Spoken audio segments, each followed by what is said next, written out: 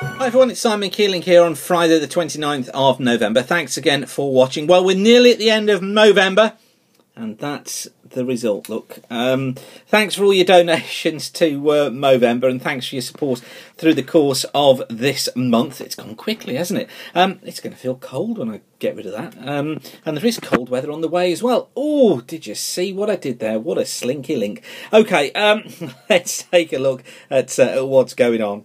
You wouldn't believe the abuse I've just got in the office for that last comment here. Anyway, we are Friday, so that means we take a look ahead at what conditions are likely to be doing over the next month. We've got the JMA here from, this is the Japanese Meteorological Agency model for the next week. British Isles is under here. Look, strong west and northwest jet stream going through us. We've got low pressure to the north, high pressure to the south, that west-northwesterly blowing through, confirming this idea of higher pressure being in control, which is what we've seen, haven't we? That basically it's going to be largely dry for many of us. There'll be cloud around and perhaps some more persistent spells of rain in Scotland, but for most it looks dry, it looks fine, it looks sunny as well. This is the rain forecast from the JMA for the next week, and yeah, what a surprise. Look, below normal rainfall everywhere. Surface temperatures looking like this. Look, below normal for England and Wales, around just slightly above normal Scotland and Ireland, and that looks pretty accurate to me too. Just look how cold it is across Spain and France as well.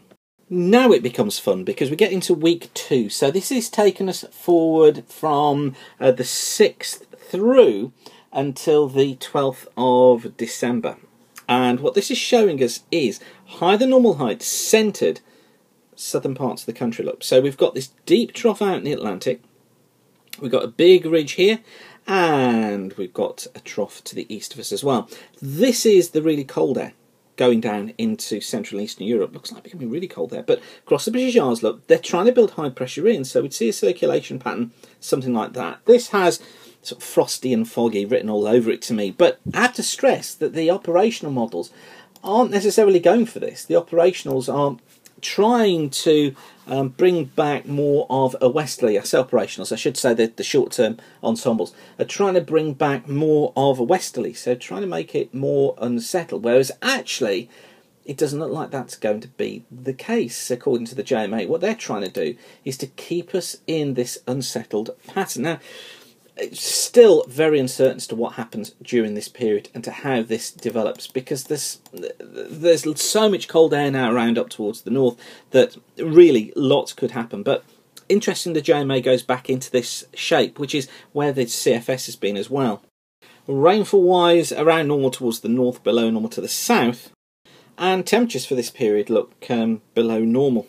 And then we get on to week 3 and week 4. This is going from the 13th through to the 26th, through to Boxing Day. And this one shows us with the high heights look across Ireland.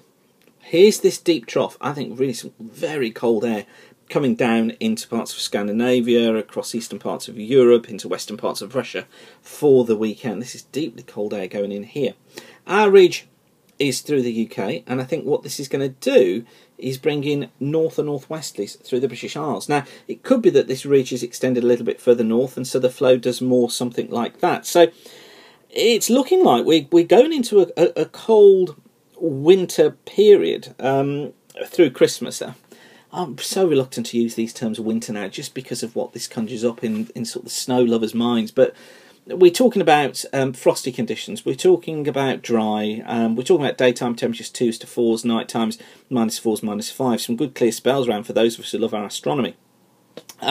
It's not a true northerly. It looks as if the coldest air is probably towards the east, the mildest out towards the west. So it's not a true northerly as such, but it's certainly shaping up that way. And with low pressure centre over the pole controlling things, it's never going to be desperately cold, but it looks as if we do go through a mostly cold, dry December.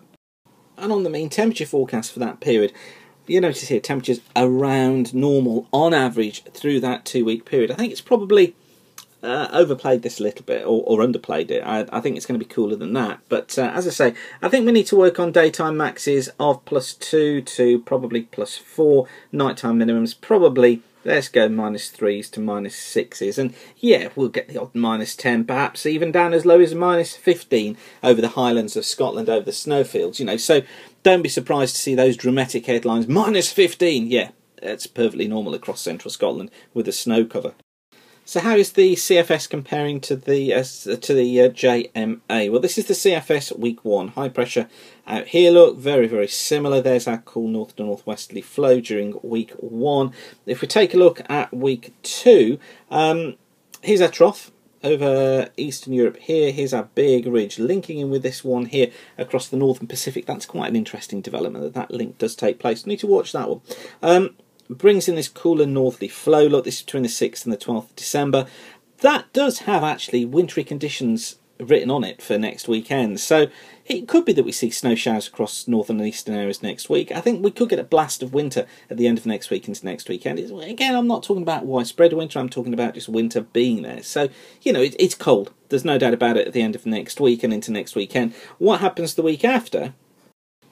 Well, the CFS is suggesting that the ridge gets split in two, some down here, some up here, and what we find is this trough in the Atlantic, it turns the ridge round more into a southwesterly flow and really keeps the cold stuff here across the east of Europe, which is what we saw, of course. So the CFS, what it tries to do is bring temperatures back up during this week 3 period, and then as we get into the week 4 period, which takes us up to the 2 Boxing Day, so includes the Christmas period, the CFS is trying to do something different. It brings the ridge here, brings a ridge up here as well, and brings a trough, something like that, through the British Isles. So actually what this is doing is bringing in an east to southeasterly flow across eastern and southern areas of the country, which is a cool flow, but generally dry, but brings in a near a normal and settled flow across western parts of Scotland and western Scotland. So, Western Ireland, sorry.